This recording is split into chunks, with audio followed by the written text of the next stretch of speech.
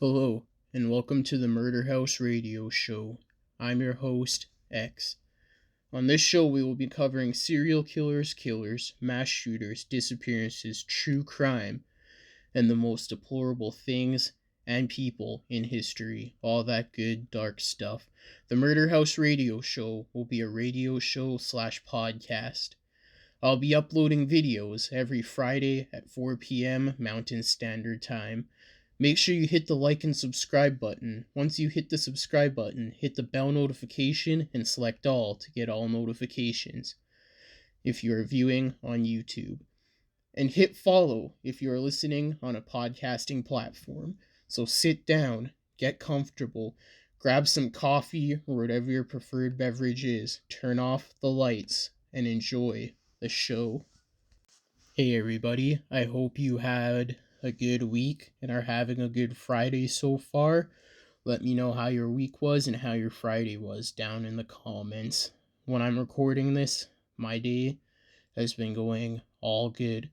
But as well, if you wish to ask for some advice to be covered at the end of the podcast / broadcast, or want to give a suggestion for future podcast episodes, the podcast email will be in the description below, or you can leave your episode suggestions in the comments.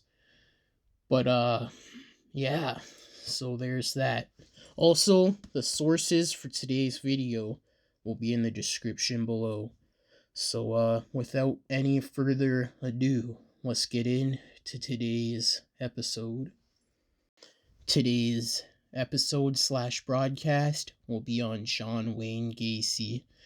He was an American serial killer, one of the most infamous and famous American serial killers in American history. He was a serial killer and a sex offender known as the Killer Clown, who assaulted and murdered at least 33 young men and boys. John regularly performed at children's hospitals and charity events, as well as parties as Pogo the Clown, or Patches the Clown. This persona he devised, he made this persona. He was also active in his community as a Democratic Party captain, so he's involved in politics, much like Ted Bundy, but on the Democrat side. And he was a building contractor. He actually owned his own company. But according to John, all of his murders were committed inside his house or near Norridge, a village in Norwood Park Township, metropolitan Chicago, Illinois. Interesting. He would usually lure his victims back home, and he would dupe them into donning handcuffs on the pretext of demonstrating a magic trick. So he'd trick them into wearing handcuffs by saying he's going to perform a magic trick and they needed to wear them, and then he would rape and torture them before killing them by either asphyxiation or strangulation with a garrote. But yes, that's a very intimate way to kill someone, and not messy at all. 26 victims were buried in his crawl space. So, there is that. And 3 others were buried somewhere else on his property. 4 were discarded in the Des Plaines River. Gacy was convicted on the sodomy of a teenage boy in Waterloo, Iowa, in 1968. Well, shit. And he was sentenced to 10 years in prison, but served 18 months. Holy. He murdered his first victim in 1972, and had murdered twice more by the end of 1975. At least 30 subsequent victims were killed after his divorce from his second wife in 1979. Investigation into the disappearance of a Des Plaines teenager, Robert Piest, Piest, Piest, led to Gacy's arrest on the 21st of December, 78. My reading is getting more fluent, less choppy and stuttering and shit. I guess practice makes perfect, I guess. He was convicted for 33 murders, and this was the most by one individual in United States history at the time. Gacy was sentenced to death on March 13th, 1980. On death row he was on death row at Mendar Correctional Center, and he spent much of his time painting, and people can actually buy these paintings. They're a bit of a rarity, I guess, or a morbid collector's item as well. He was executed by lethal injection at Stateville Correctional Center on May 10th. May 10th, 1994. So he's in prison for 14 years, pretty much. Yeah. But there's a quick recap on who John Wayne Gacy is and what he did. So let's take a deeper delve into this psychopath. So John was born in Chicago on March 17th, 1942, and he was a second child and only son to his father, John Stanley Gacy, and his mother, Marion Eileen Robertson. And his father was an auto repair mechanist and a World War I veteran, and his mother was a homemaker. I'm not sure what that is. Gacy was Polish and Danish. That's what his ancestry was, and his family was Catholic. Interesting.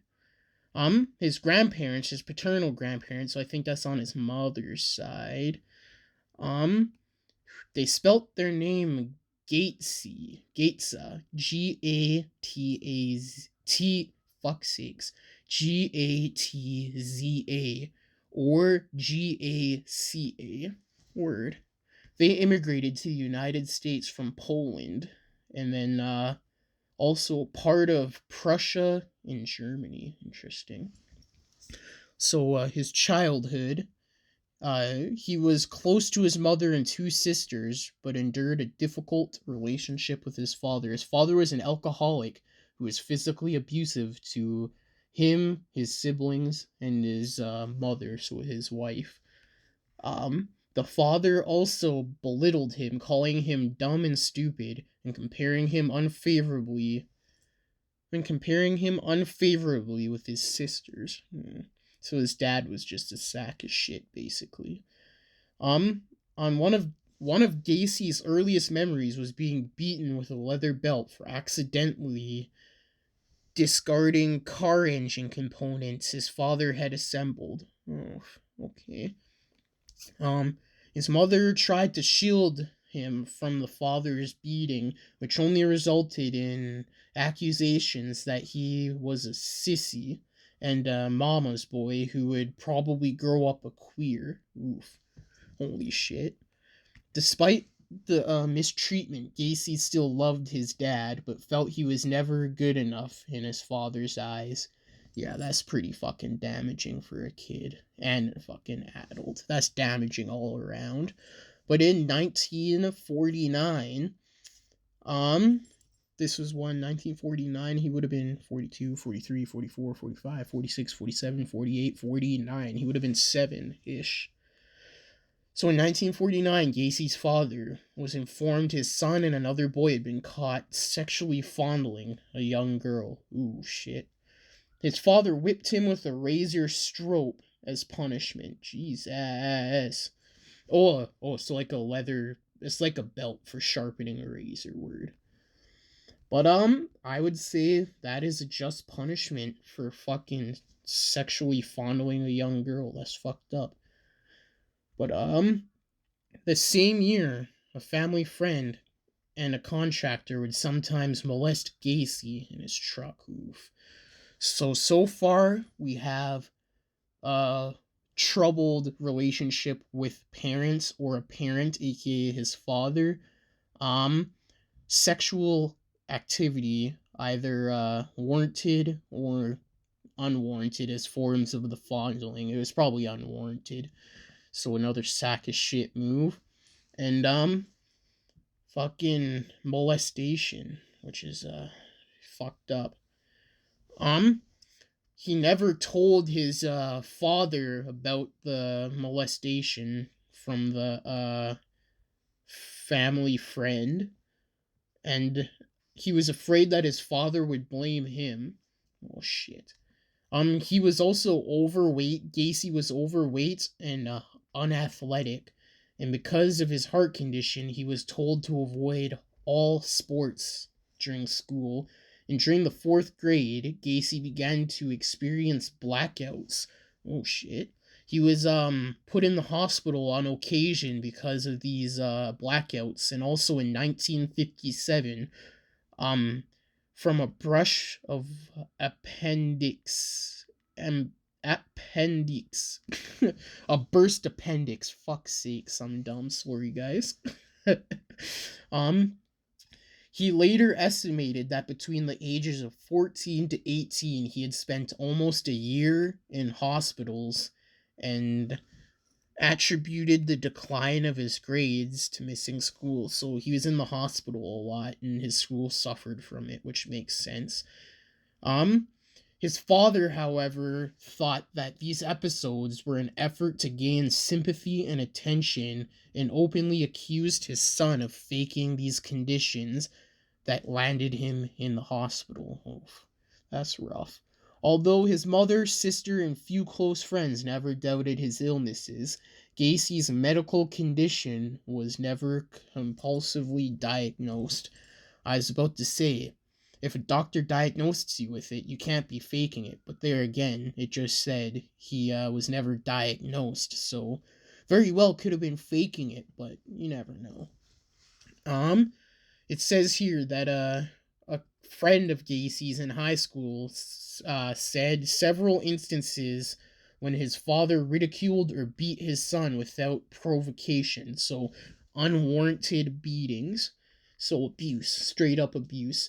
And on one occasion in 1957, he witnessed Gacy's father coming over or whatever drunk from the family basement and begin belittling, then assaulting his son for no apparent reason.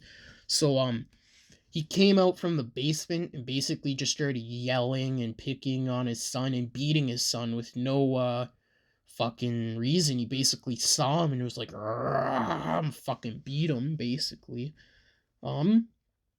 Gacy's mother attempted to intervene as her son simply put up his hands to defend himself. According to the friend, Gacy never struck his father back during these altercations.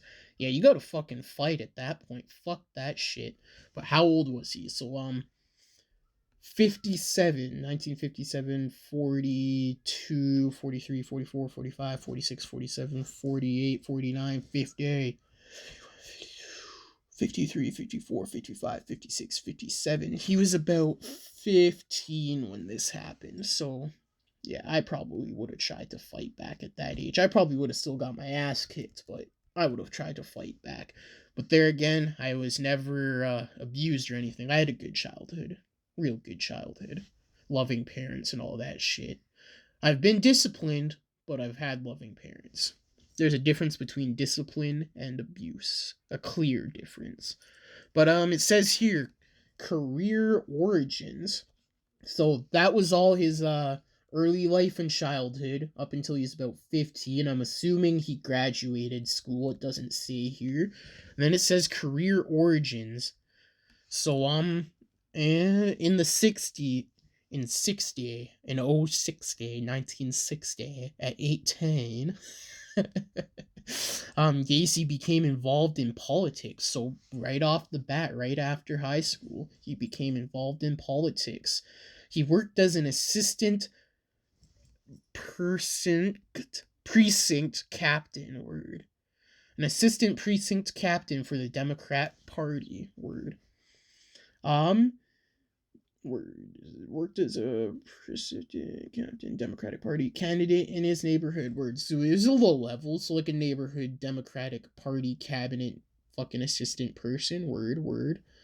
This led to more criticism from his father, who accused his son of being a patsy. What the fuck's a patsy? I've never heard of that one. Okay, word. Gacy later speculated it was to seek the acceptance from others that he never received from his father. Okay. And then it says here, the same year that John's political involvement began, his father bought him a car. He kept the vehicle's title in his own name until John had finished paying for it. Okay. These monthly payments took several years for him to finish. His father would confiscate the keys to the vehicle if Gacy did not do as he said. So he's ransoming the car, basically. Or blackmailing the car, I guess you could say. Well, not blackmailing, but he was just holding the car ransom. In 1962, Gacy purchased an extra set of keys after his father confiscated the originals. In response, the father revoked the distributor cap. Okay. Keeping the component for 3 days. Gacy recalled he felt totally sick and drained after this incident. I see. And then I guess he moved to Las Vegas or drove to Las Vegas. It says, after the distributor cap was replaced or whatnot, Gacy drove to Nevada, Las Vegas, Nevada, and he found work within an ambulance service before he was transferred to work as an attendant at the Palm Mortuary. So he's working with dead bodies here. Okay. As a mortuary attendant, John slept on a cot behind the embalming room. Holy fuck. Imagine sleeping in a mortuary. So a morgue. He worked there for 3 months, and he would watch the morticians embalm dead bodies. So maybe he learnt skills that he would later use at this job. He later confessed that one evening, while he was alone, he had went into the coffin of a deceased teenage male, embracing and caressing the body before experiencing a sense of shock. And this made Gacy to call his mother the next day and ask whether his father would allow him to return home. Okay, the father agreed, and the same day he drove back to Chicago. So maybe he didn't like what he was feeling and he wanted to go home. Makes sense. So he was in Springfield, maybe this is where they were living at the time. He returned home and enrolled in Northwestern Business College. And he didn't graduate from high school. So it's, yeah, okay, fair enough. So he went to college without graduating high school. Word. He graduated in 1963 and took a management trainee position with the Nunn-Bush Shoe Company. Okay. And in 1964, the shoe company transferred him to Springfield, Illinois. Okay, fair enough. He worked as a salesman and eventually promoted himself to manager of his department. Fair enough. And of March of that year, he became engaged to his first wife, I'm guessing, Marilyn Myers, and this was a fellow co-worker. Word. During this partnership, Gacy joined the local JCs and worked tirelessly for them. What's the JCs here?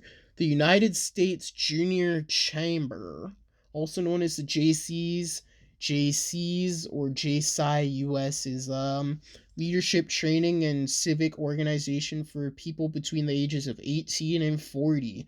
It is a branch of the Junior Chamber's international areas of... Okay, fair enough. So it says here, by 1965, Gacy had risen to the position of vice president of the Springfield's JCs.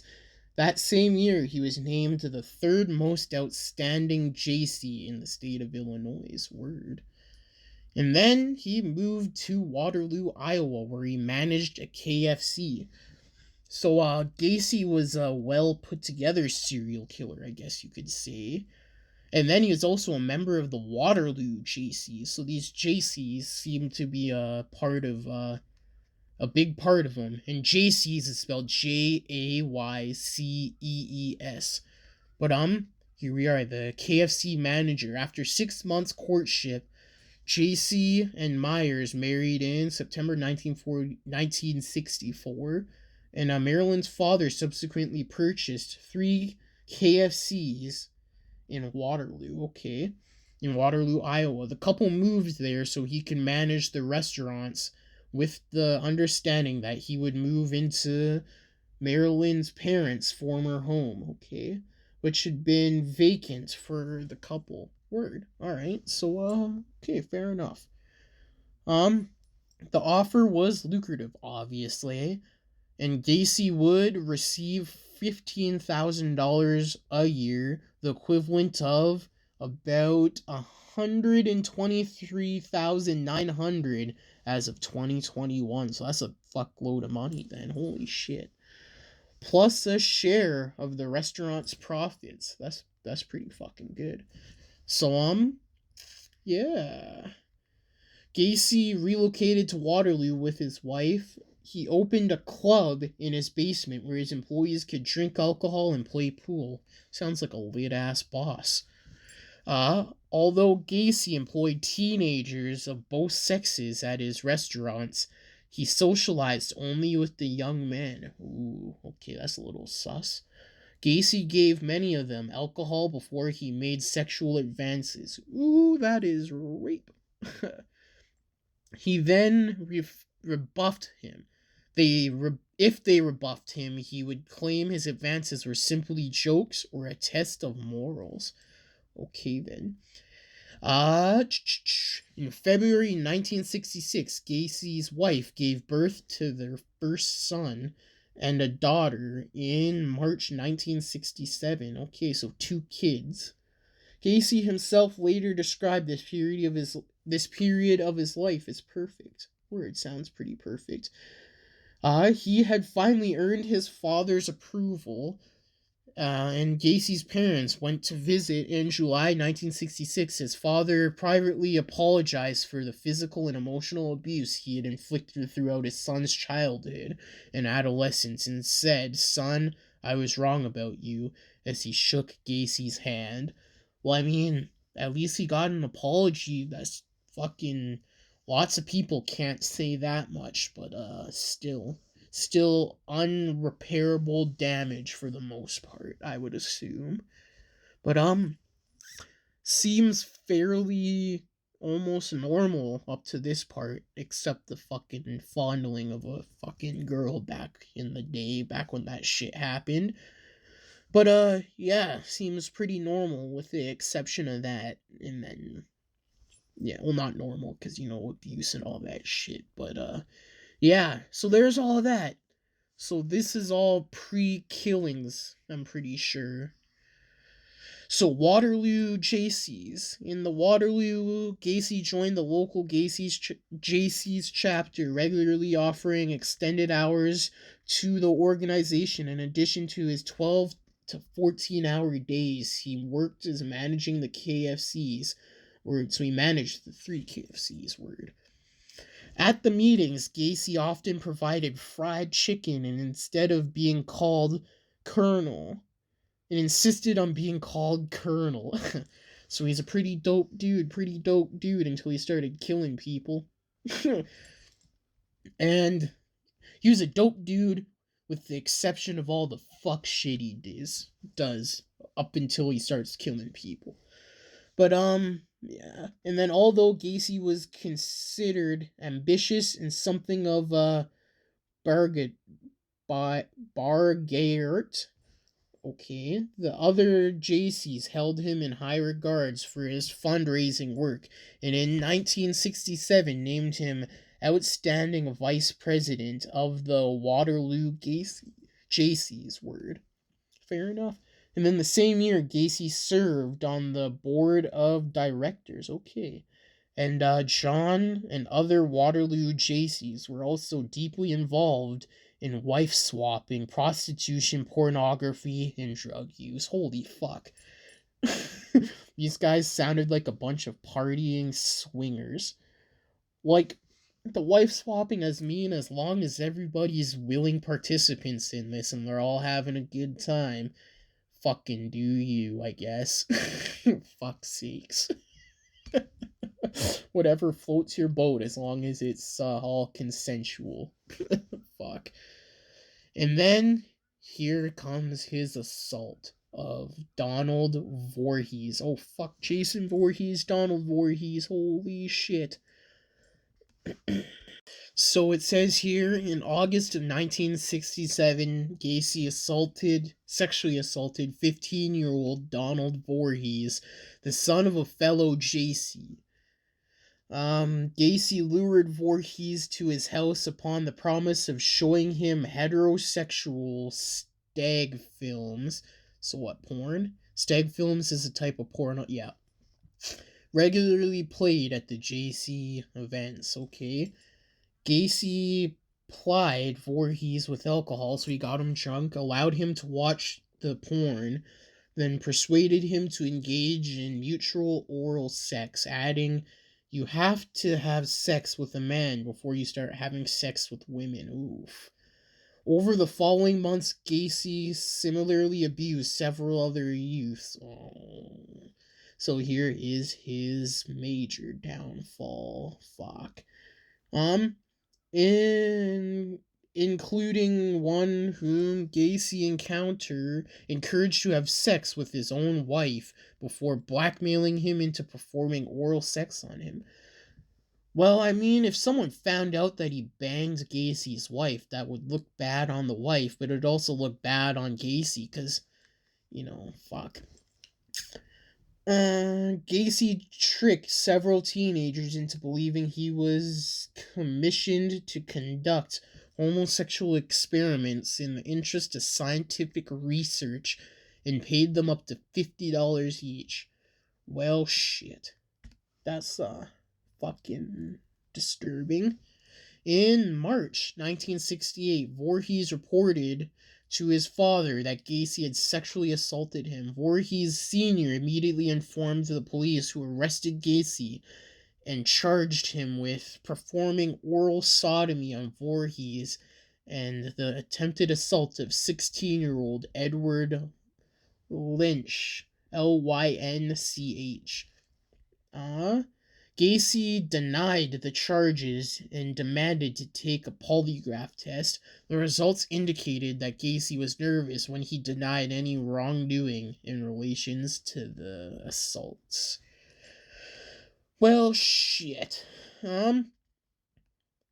He publicly denied any wrongdoings and insisted the charges against him were politically motivated. Voorhees Sr. had opposed these notions. Okay. And Gacy's was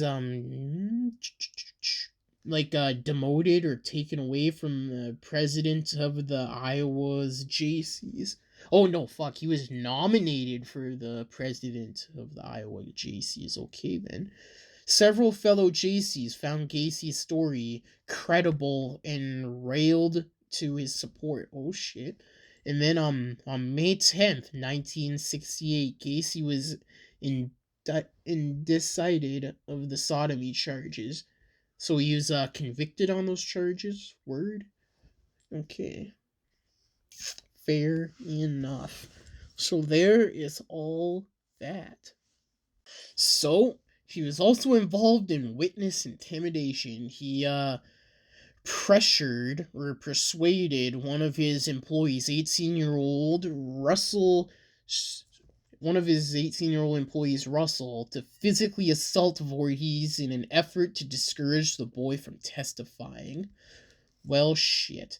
Gacy promised to pay Russell $300, which was a lot back then, and then Russell agreed, and in early September lured Voorhees to an isolated country park, sprayed mace in his eyes, then beat him. Well, shit.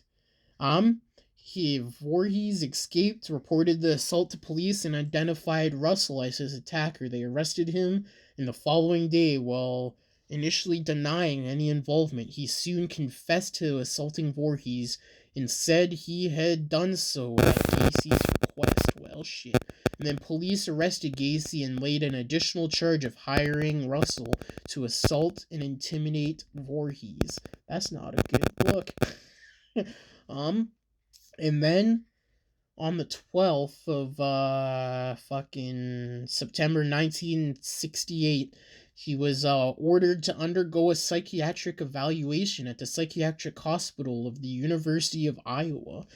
And then 2 doctors examined him over a 17-day period before concluding he had antisocial personality disorder. Okay.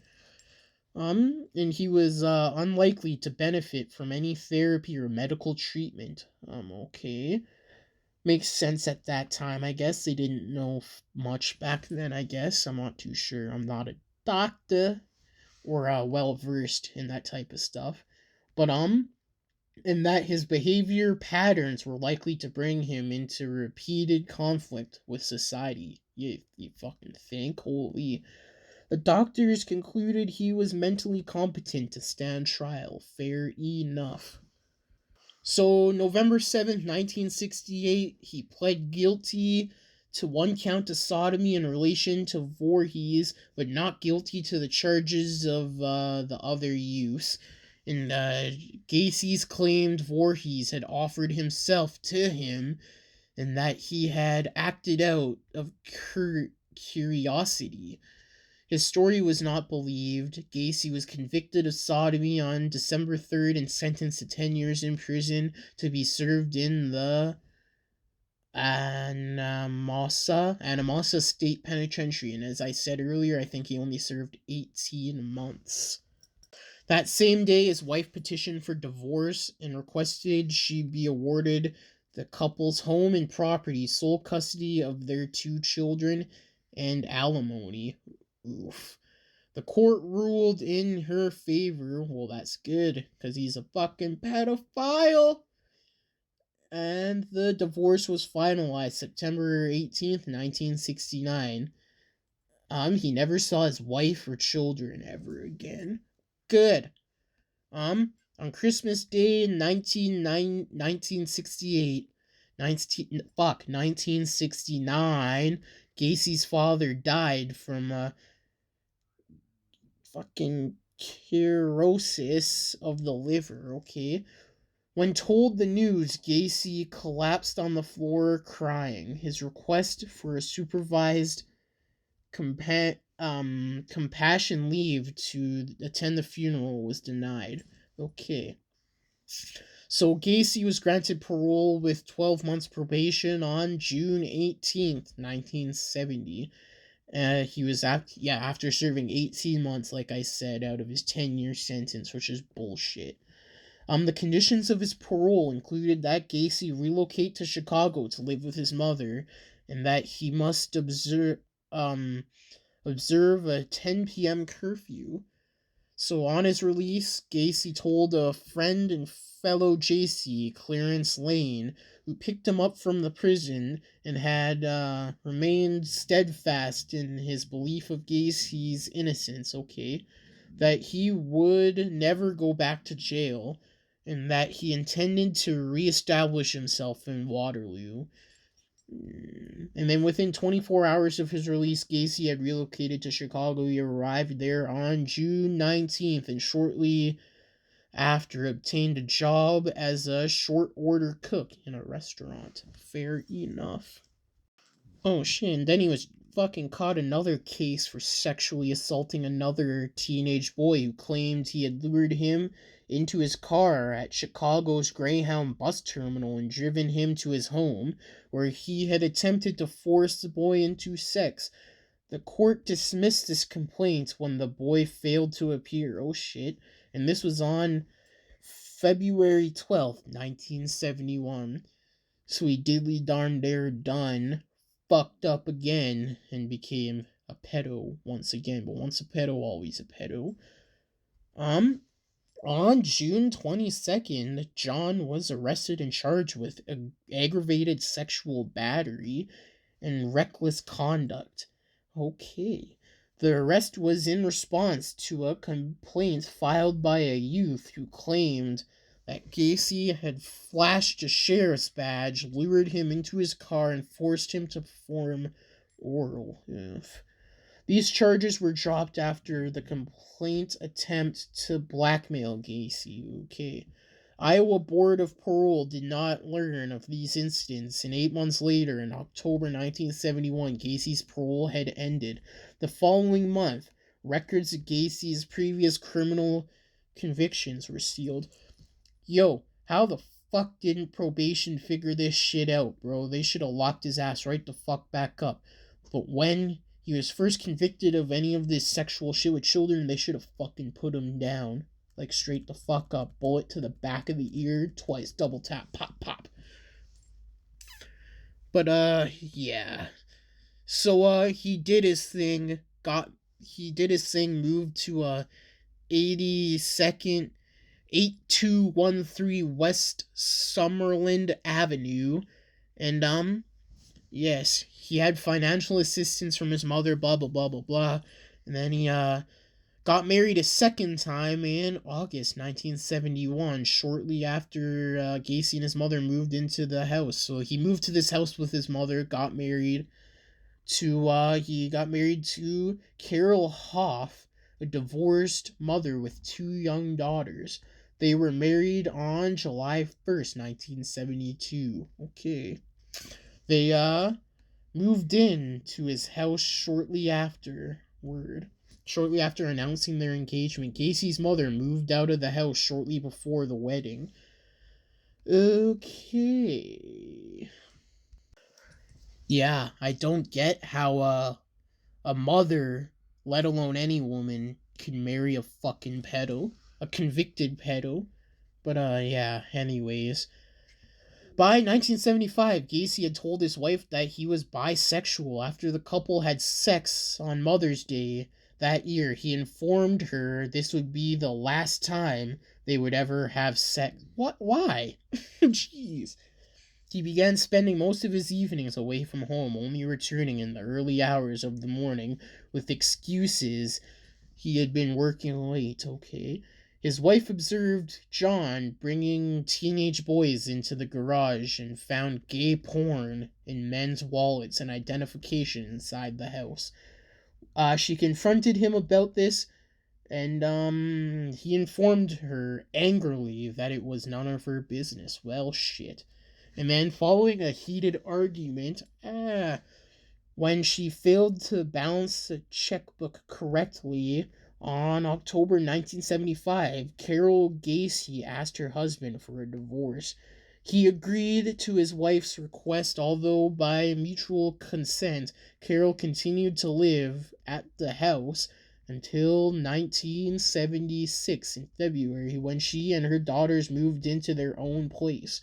1 month later, on March 2nd,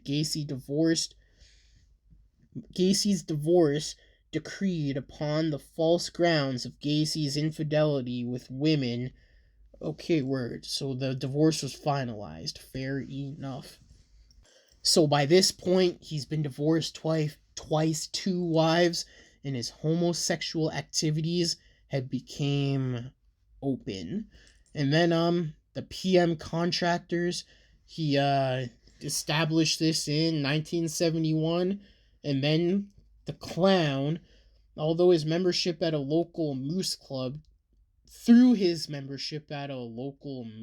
whatever that is, Gacy became aware of Jolly Joker Clown Club, whose members regularly performed at fundraising events and parades, in addition to voluntary entertaining hospital children. In late 1975, Gacy joined and created his own clown character, Pogo the Clown.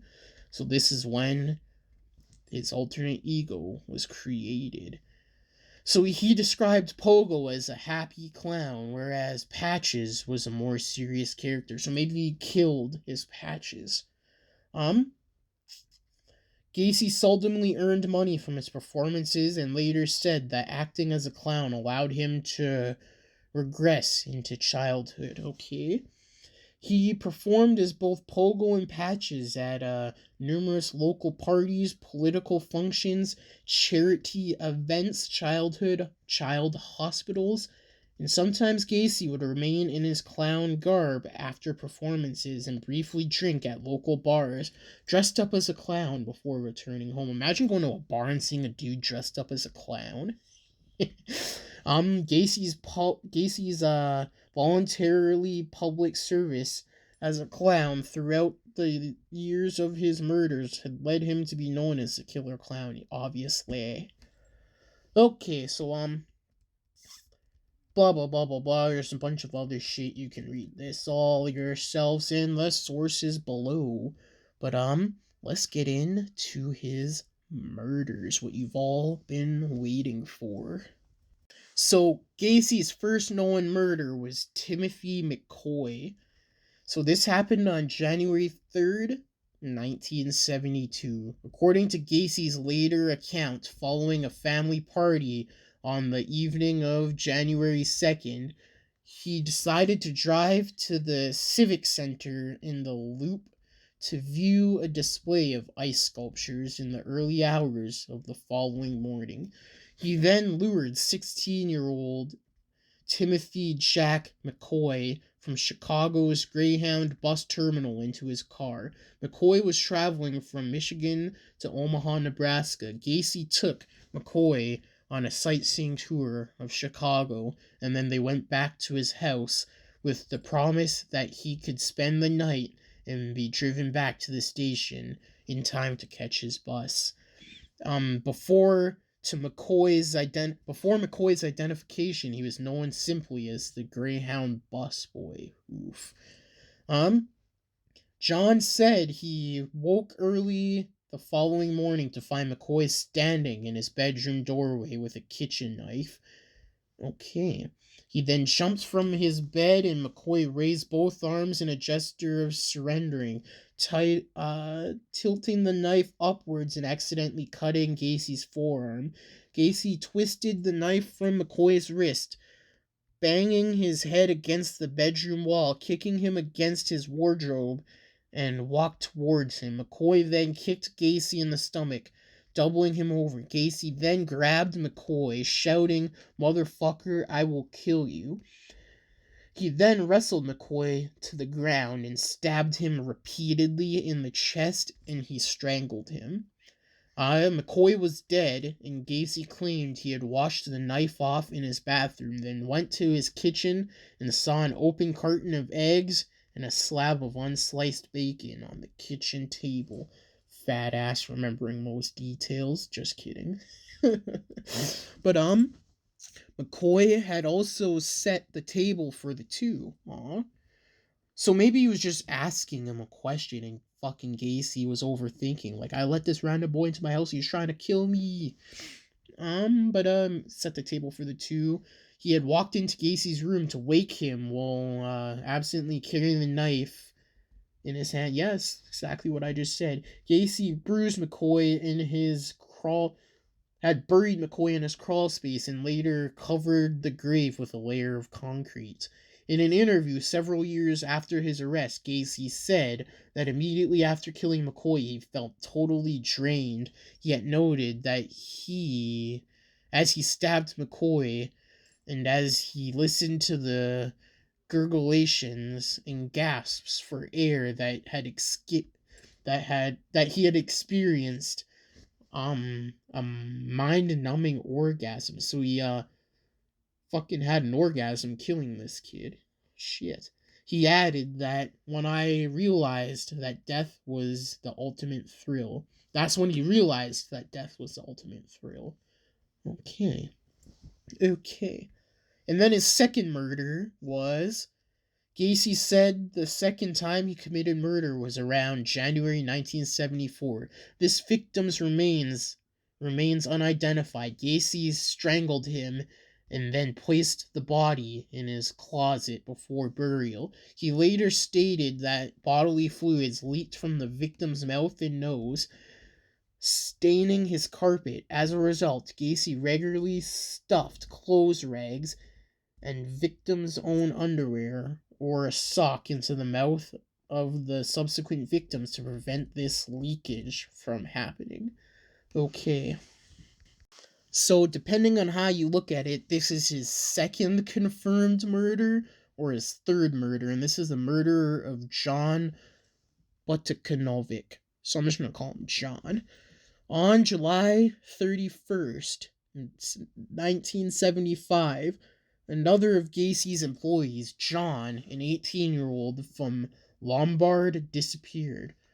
John's car was found parked near the corner of Chardien and Lawrence with his jacket and wallet still in the car and the keys still in the ignition. Well, shit. And before his disappearance, like a day before, John had confronted Gacy over 2 weeks outstanding back pay, so he owed him 2 weeks worth of money. And John's father, a Yugoslavian immigrant, called Gacy, who claimed he was happy to help search for his son, but was sorry John had run away. Okay. Gacy was questioned by police and said John and his two friends had arrived at his house demanding the overdue pay, but they had reached a compromise and all three had left. Over the following 3 years, John's parents called the police more than 100 times, urging them to investigate Gacy further. Makes sense. Gacy later admitted to encountering John exiting his car at the corner of West Lawrence Ave, waving to attract his attention. According to John Gacy, John approached his car stating, "I want to talk to you." Gacy invited John into his car, then invited him back to his home, and then they settled the issue of the overdue wages. At Gacy's house, Gacy offered John a drink, then conned him into allowing his wrist to be cuffed behind his back. Gacy later confessed to having sat on the kid's chest for a while before he strangled him. He sewed John's body, he put John's body in garbage bags, or a garbage bag, intending on burying the body later in the crawl space. When his wife and stepdaughter returned earlier than expected. Okay. Gacy buried John's body under the concrete floor of the garage in an empty space where he had initially intended to dig a drain line. Okay. So when was this murder? This murder was in 75. And when were they divorced or whatnot? Hold on. So they were still married when Gacy was committing these murders. Okay. So that makes sense. And then it says here something about cruising years. So it says, in addition to being the year of his business expanding, Gacy freely admitted 1975 was also when he began to increase the frequency of his excursions for sex with young men. He often said to the Junettes as cruises, so these encounters as cruising for sex, or cruising in walks. Okay, word. Gacy committed most of his murders between 1976 and 1978, as he largely lived alone following his divorce. He later referred to these as his cruising years. Fair enough. So, in 1976, after his divorce, people started noticing erratic changes in his behavior. This included seeing him keeping company with young males, hearing his car rev or depart in the early hours of the morning, or seeing lights in his house switch on and off in the early hours. One of his neighbors later recollected that for several years the sound of muffled high-pitched screaming, shouting, and crying had repeatedly awakened her and her son in the early hours of the morning. Why didn't you call the fucking cops? But I guess that neighborhood ain't raised no snitches. But still, you should have called the cops, like, holy. She identified the sounds, as emanating from the house adjacent to theirs on Somerdale Avenue. Well, shit. And since these murders took place in a house, you could call this another murder house. The Murder House Radio Show. Yeah. Fuck's sakes. So in 1976, 1 month after his divorce was final, Gacy abducted and murdered 18-year-old Daryl Sampson. He was last seen alive in Chicago on April 6, 1976.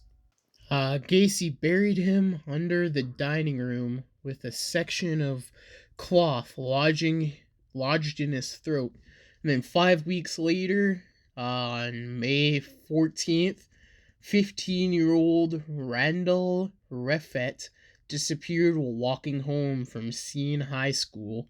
Hours after Gacy abducted Refet, 14-year-old Samuel Stapleton vanished as he walked home from his sister's apartment. They were buried together in the crawl space, and investigators believed both victims were murdered the same evening. And then, he continued to keep on killing the same manner of all this stuff. You can look at the sources for that, and it just continued to be killing on a rampage all the way up until the murder of Robert Piest.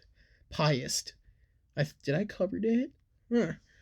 But it says here, the afternoon of December 11th, 1978, Gacy visited Nissan Pharmacy in Des Plaines to discuss a potential remodeling deal with the store owner, Phil Trough. While he was within earshot of 15-year-old part-time employee Robert Piest, Gacy mentioned his firm often hired teenage boys at a starting wage of $5 per hour, almost double the pay Piest earned at the pharmacy. Okay, word. Shortly after Gacy left the pharmacy, Piest's mother arrived at the store to drive her son home so the family could celebrate her birthday together. Piest asked his mother to wait, adding that some contractor wants to talk to me about a job. He left the store at 9 p.m., promising to return shortly. He was never seen again. Piest was murdered shortly after 10 p.m. at Gacy's house. Gacy later stated that at his house, he asked Piest whether there was anything he wouldn't do for the right price, to which Piest replied that he did not mind working hard. In response, Gacy stated good money could be earned by hustling. Although Piest was dismissive, Gacy then pubbed Piest into donning handcuffs, so duped him into putting handcuffs on before saying, I'm going to rape you and you can't do anything about it. And Piest began crying. He also stated that as he placed the rope around Piest's neck, the boy was crying, scared. Gacy admitted to having received a phone call from a business acquaintance as Piest lay dying, suffocating on his bedroom floor. Well, Jesus Christ. So the investigation started when Piest failed to return home for his mother's birthday, and they reported him missing. And Trough named Gacy as the contractor Piest had most likely been talking about when he left the store to go talk to Gacy about the job. Lieutenant John Kozinskek, whose son attended Maine West High School, liked Piest, chose to investigate Gacy further. Good man. Having spoken with Piest's mother on the morning of December 12th, Joseph, the detective, became convinced Peist had not run away from home. A routine check of Gacy's criminal background revealed that he had an outstanding battery charge against him in Chicago and had served a prison sentence in Iowa for the sodomy of a 15-year-old boy that we covered earlier. Joseph and two Des Plaines police officers visited Gacy at home the following evening. Gacy said, as he seen two youths working at the pharmacy, and that he had asked one of them, whom he believed to be Pice, whether they were remodeling materials behind the store. He was adamant, however, that he had not offered Pice a job and only returned to the pharmacy shortly after 8 p.m. as he had left his appointment book at the store. Gacy promised to come to the station later that evening to make a statement confirming this, indicating he was unable to do so at the moment as his uncle had just died. When questioned as to how soon he could come to the police station, he responded, "You guys are very rude. Don't you have any respect for the dead?" Holy shit. Okay then. And then at 3:20 a.m., Gacy arrived at the police station covered in mud. Yep. Because he went and just buried the body. But he arrived at the police station covered in mud, and he's claimed he had been involved in a car wreck. On returning to the police station later that day, Gacy denied any involvement in Pice's disappearance and repeated that he had not offered him a job. Oh, excuse me. When they asked why he had returned to the pharmacy, Gacy reiterated that he had done so in response to a phone call from Trofe informing him he had left his appointment book at the store. Detectives have already spoke to Trofe, who denied calling Gacy. Oof. At the request of detectives, Gacy prepared a written statement detailing his motives on December 11th. Should have got a lawyer. Always get a lawyer. And then, here is his first search warrant. Suspecting Gacy might be holding Pice against his will at his home, the Des Plaines police obtained a warrant to search Gacy's house on December 13th. The search of Gacy's property revealed several suspicious items, including several police badges, a 6mm Beretta starter pistol. So like a word. So like a word, so a race starter pistol word. Inside an office drawer, and a syringe and a hypodermic needle inside a cabinet in Gacy's bathroom. The investigators also found handcuffs, books on homosexuality, and pederasty. What's that? Pederasty is a sexual relationship between an adult man and a pubescent or adolescent. Oh, that's not a good look. 7 pornographic films, capsules of amylvitarin, whatever that is, and then 18-inch dildo in Gacy's bedroom. Oof. 36-inch 2x4 with holes drilled into each end. Bottles of Valium and atropine and several driver's licenses were found in the northwest bedroom. A blue hooded parka was found atop a toolbox inside a laundry room, and underwear too small to fit Gacy was also located inside the bathroom closet. Oof.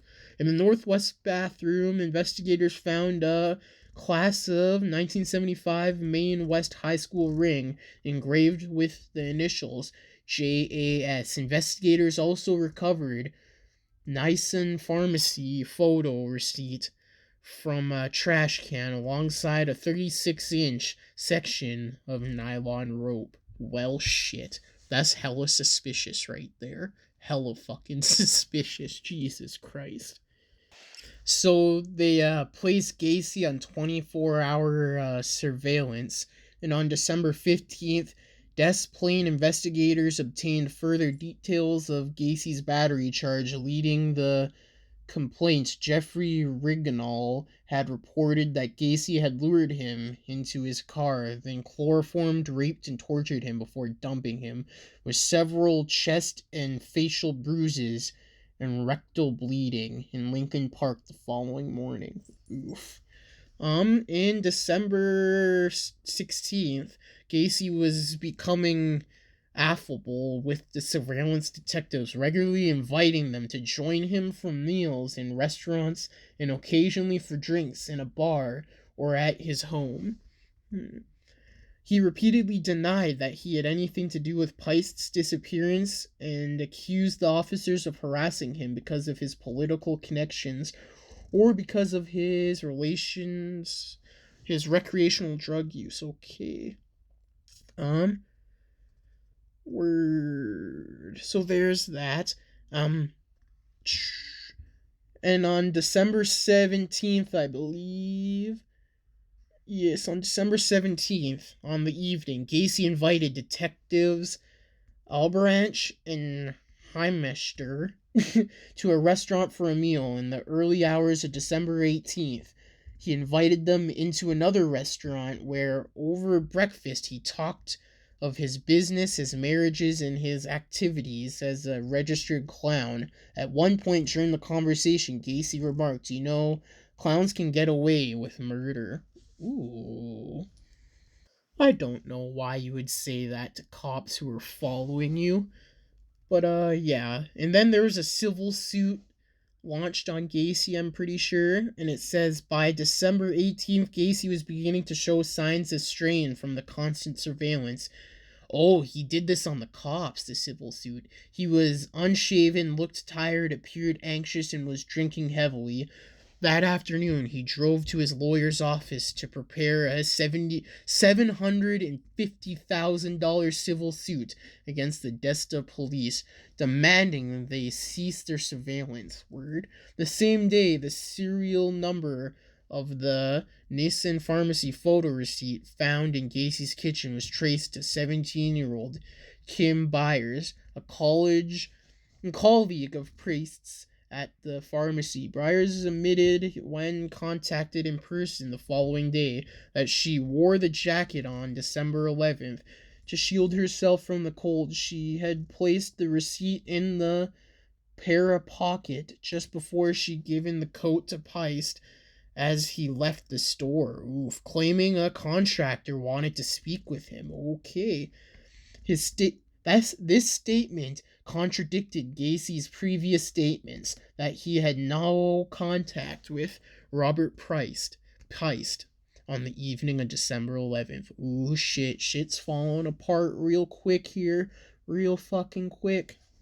So that same evening, Rosie was interviewed again, like a second time. This time he was more cooperative. He informed detectives that in the summer of 1977, at Gacy's behest, he had sprayed 10 bags of lime in the crawl space of Gacy's home.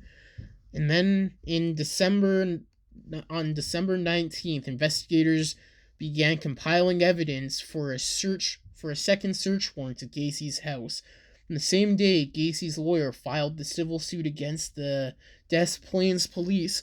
The hearing for the suit was scheduled for December 22nd that afternoon.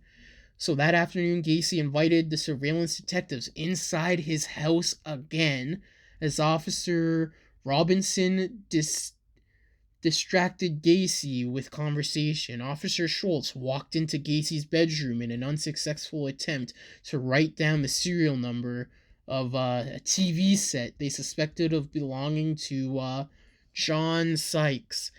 While flushing Gacy's toilet, the officer noticed a smell he suspected could be of rotting, decomposing, emanating from a heating duct. Ooh, shit.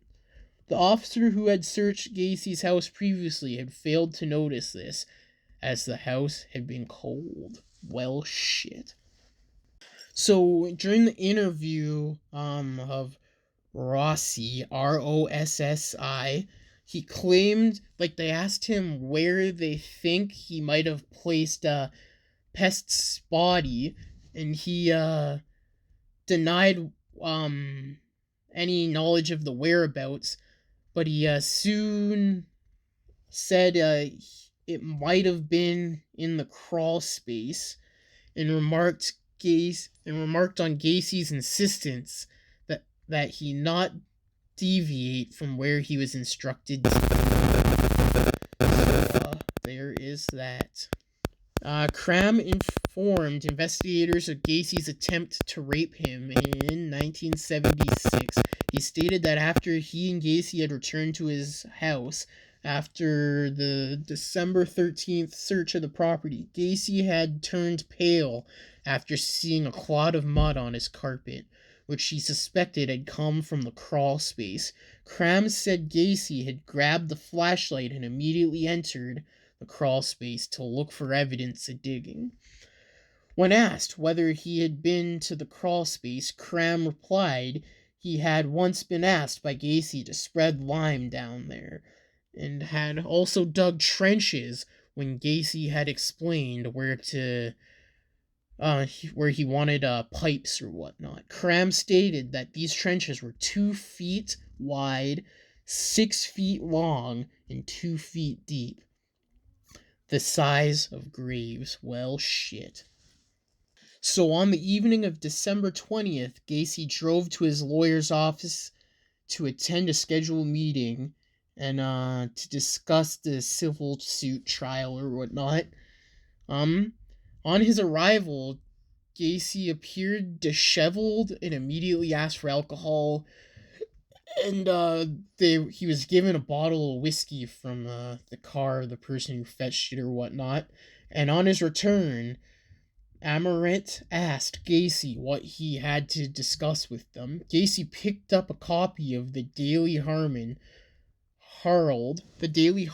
from Harmon's desk, pointed to the front page article covering the disappearance of Robert Pest, and said, "This boy is dead. He's in a river." Oof.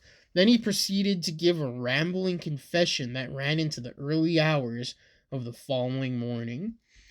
He began by informing Arminate and Stevens he had been the judge, jury, and executioner of many people. Well, shit. And that he now wanted to do the same for himself. He said he buried most of his victims in his crawl space and had disposed of 5 other bodies in Des Plaines River.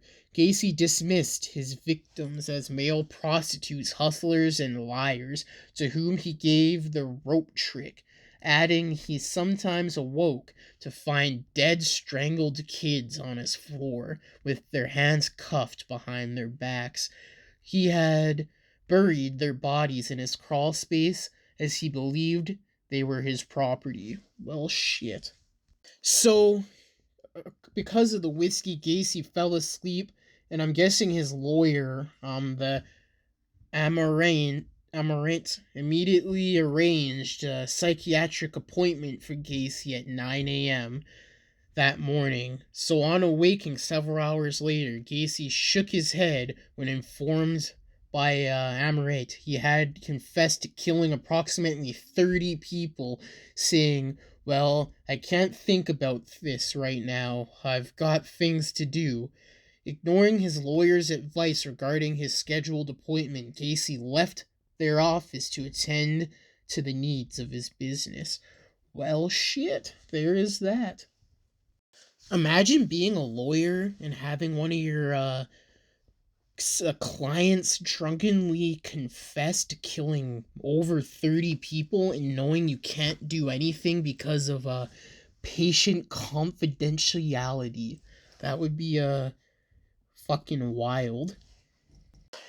Gacy later said his memories of his final day of freedom were hazy, adding he knew his arrest was inevitable and that he intended to visit his friends and say his final farewells. Well, After leaving his lawyer's office, Gacy drove to a gas station where, in the course of filling his rental car, he handed a small bag of cannabis to the attendant, who immediately handed the bag to the surveillance officers, adding that Gacy had told him, "The end is coming for me. These guys are going to kill me." Gacy then drove to the home of a fellow contractor and friend, Ronald Rode. Gacy hugged Rode before bursting into tears and saying, "I've been a bad boy. I killed 30 people, give or take a few." Well, shit. Gacy left Rode and drove to Cram's home to meet with Cram and Rosie. Rossi. As he drove along the expressway, the surveillance officers noted he was holding a rosary to his chin, praying while he drove. Well, shit. After the talk he had with Cram and Rossi, John had Cram drive him to a scheduled meeting with lawyer Laurie Stevens. As Gacy spoke with him, Cram informed the surveillance officers that Gacy had told him and Rossi that he had confessed to over 30 murders with his lawyers the previous evening. Gacy then had Cram drive him to Mary Hill Cemetery, where his father was buried. Interesting. So, he definitely didn't hide the fact he killed all these people, and then I guess he just kind of broke down and started telling people close to him and all that stuff. So, yeah, he just kind of fucking lost it and broke down there, I guess. So the police gathered their stuff for their second search warrant, and then the surveillance team were like, yeah, he's acting all erratic and stuff. So they arrested him for possession and distribution of cannabis to hold him in custody so he wouldn't kill himself, because they thought he was going to kill himself. And as a formal request for a second search warrant was presented at 4:30 p.m. on December 22nd, the eve of hearing a Gacy civil suit. The judge, Marvin J. Peters, granted the request for a second search warrant. After police informed Gacy of their intentions to search his crawl space for the body of Pierce, Gacy denied the teenager was buried there, but confessed to having killed a young man in self-defense and whose body was buried under his garage. So, the police had their search warrant, and evidence technicians drove to Gacy's home. On arrival, officers found Gacy had unplugged his sump pump. What's a sump pump? Sump pump is a pump used for removing water. Okay, word. Flooding in the crawl space with water to clear it. They simply replaced the plug and waited for the water to drain. After it had done so, evidence technician Daniel Genty entered the 28 by 38 foot crawl space, crawled to the southwest area, and began digging. Within minutes, he had uncovered putrefied flesh and human arm bone. Genty immediately shouted to investigators that he could charge Gacy with murder, adding, "I think this place is full of kids." A police photographer then dug in the northeast corner of the crawl space, uncovering a patella. The two then began digging in the southeast corner, uncovering 2 lower leg bones.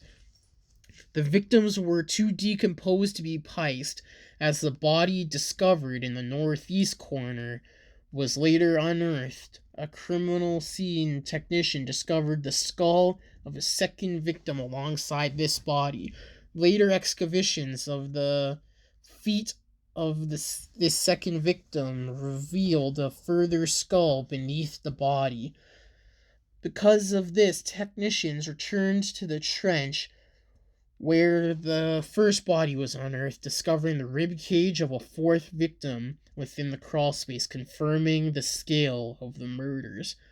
Well, shite. So, Gacy, on the morning of December 22nd, with the presence of his lawyers, made a statement confessing to approximately 30 murders of young men, and who entered his home willingly, and he murdered 30 of them. So, yeah. Some victims were referred to by name, but Gacy claimed not to know or remember most of their names. He claimed all were teenage male runaways or male prostitutes, the majority of whom he had buried in his crawl space. Gacy claimed to have only dug 5 of the victims' graves in this location and had his employees, including Gregory Godzinsk, dig the remaining trenches so that he would have graves available. Well, shit. So there is that.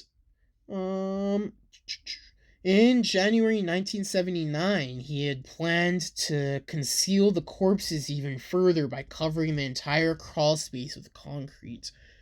So, yeah, there is that. There is that. So he basically confessed to everything, even to the police. So over the course of months, they excavated the crawl space and all that stuff. And on his trial, Gacy was brought to trial on February 6, 1980, charged with 33 murders. He was tried in Cook County, Illinois, before Judge Louis Garipo. The jury was selected from Rockford because of significant press coverage in Cook County. So then he was sentenced to death for all of these murders. So, hold on, I will get you the actual stuff.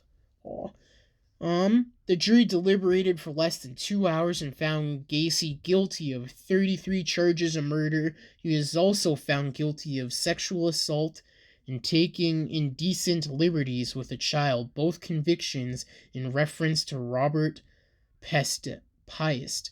At the time of his conviction of 33 murders was the most of which any person in the U.S. had committed, word, at the time.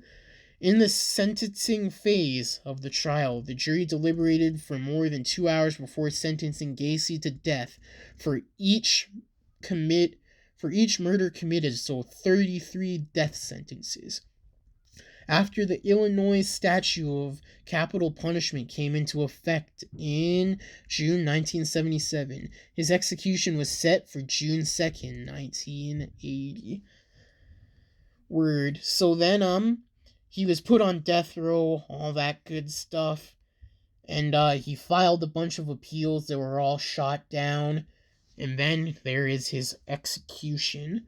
On the morning of May 9th, 1994, Gacy was transferred from the Mendera Correctional Center to Stateville Correctional Center in Crest Hill to be executed.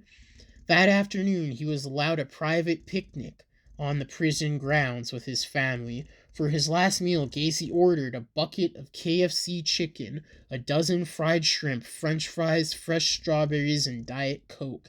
That evening, he observed prayer with a Catholic priest before being escorted to the Statesville execution chamber to receive the lethal injection.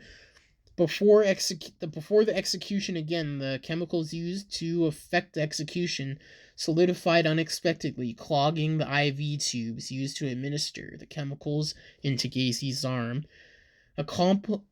accomplishing the procedure. Complicating the procedure.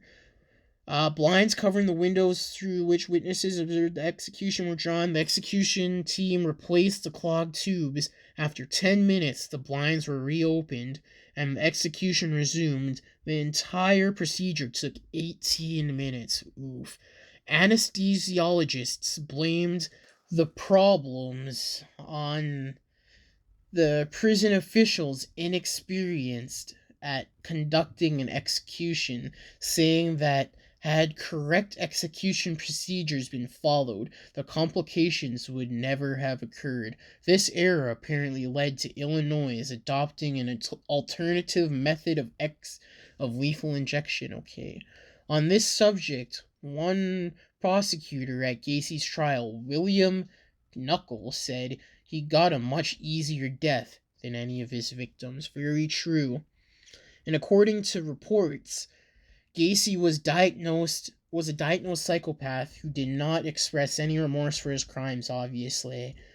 His final statement to his lawyers before his execution was that killing him would not compensate for the loss of others, and that the state was murdering him. His final spoken words were reported to be, "Kiss my ass." What a guy.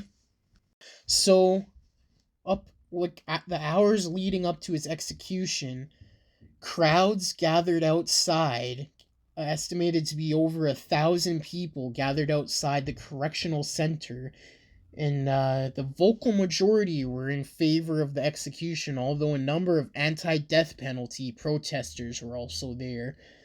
Some of those in favor of the execution wore t-shirts here keening to Gacy's previous community services as a clown and bearing strategical slogans such as "No Tears for the Clown." The anti-death penalty protesters observed a silent candlelit vigil. After Gacy's death was confirmed at 12:58 a.m. on May 10th, 1994, his brain was removed. It is in the possession of Helen Morrison, a witness of the defendant Gacy's trial, who has interviewed Gacy and other serial killers in an attempt to isolate common personality traits of violent sociopaths. His body was cremated. Well, shite. There is that. So there are 6 unidentified victims. Word. And then there is possible additional victims. You can go read all of this stuff.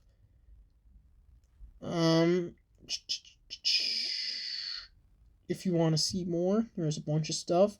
And then there is a bunch of documentaries and movies about him. 4 movies and 6 documentaries.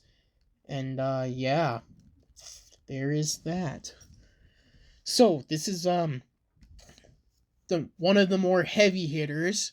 So this is a way overdone one. So I hope you enjoyed my take on it, because you probably knew most of this information. But yeah, I hope you enjoyed my take on it. Hope you enjoyed it. And yeah, what are your thoughts on Gacy and all that stuff? Leave it in the comments below. So that is John Wayne Gacy. Thank you for listening to this episode on the Murder House Radio Show. I hope you have a good rest of your Friday, or whenever you are listening to this. Check out the social medias and the sources in the description below. Make sure you hit the like and subscribe button. Once you hit the subscribe button, hit the bell notification and select all to get all notifications if you are listening on YouTube. If you're listening on a podcasting platform, hit follow. Leave your suggestions for future episodes in the comments. See you next episode. This is your host X, signing off.